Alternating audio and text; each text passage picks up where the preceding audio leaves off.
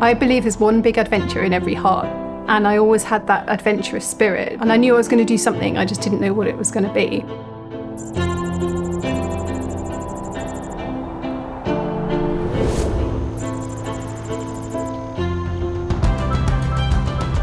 My name's Wendy Searle. I'm 44, almost 45, and in December this year I'm attempting to go and be the fastest woman to ski solo, unsupported, to the geographic South Pole.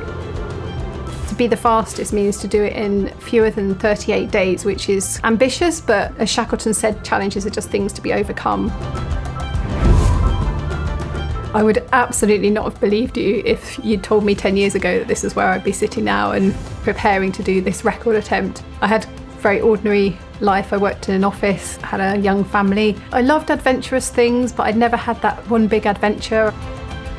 As the kids became older, I started thinking more about what is it that's out there that's going to really challenge me. And I think when you start challenging yourself and pushing yourself outside your comfort zone, that's where the magic happens. That's when you realise just how much you're capable of. It's hard work. Yeah. I worked hard. I started to see that when I started doing smaller things, and the momentum really built, and then kind of ended up at the start line of this extraordinary journey.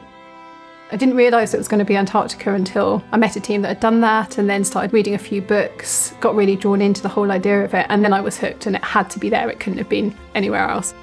I think I was probably about 38, 39 when I decided I would see whether someone who'd had no experience could actually go and do something like that. I went to an ordinary school. I wasn't from a family of adventurers, but there's definitely space for everybody in adventure and expeditions. We need more women, we need people from every background who can go in and do these things. Training for an expedition like this is a really big commitment. When I trained for the first expedition, I trained 6 days a week, twice a day. I spent a lot of time recording tyres. I spent a lot of time in the gym, running up hills. My whole thing is about consistency. So I was average at sport at school. I was never great at anything really, but by a consistent approach, I've been able to make quite big gains. The physical preparation is huge, but it's within reach. Being able to make yourself put on your trainers and go for that hill session or go out for that tyre haul for 2-3 hours is what makes all the difference over time.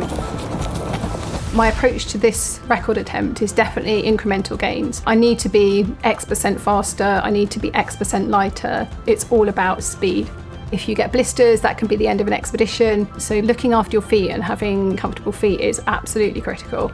Compeed's been something that I've known about forever in the guides, and it's always been like number one thing that you should always have with you if you're going on any kind of hiking trip or adventure at all, you know. Such a small thing, but a small thing shouldn't stand in the way of a big dream, a big adventure, and a big goal. I want women in particular, mothers in particular, but everybody to kind of think, actually, what is that hard thing that I'm afraid of doing? What is that hard thing that I've put aside because other things have got in the way, or I've put family and career first? You have so much else to give, and there's so much else out there. You get so much self-confidence and so much back from that it allows you to tackle all those other things that we have to deal with in life. If I can persuade one person to go for that run, or one person to apply for that job, or go on that incredible trip, whatever it is, then I feel like I've shared some of that expedition magic with everyone else.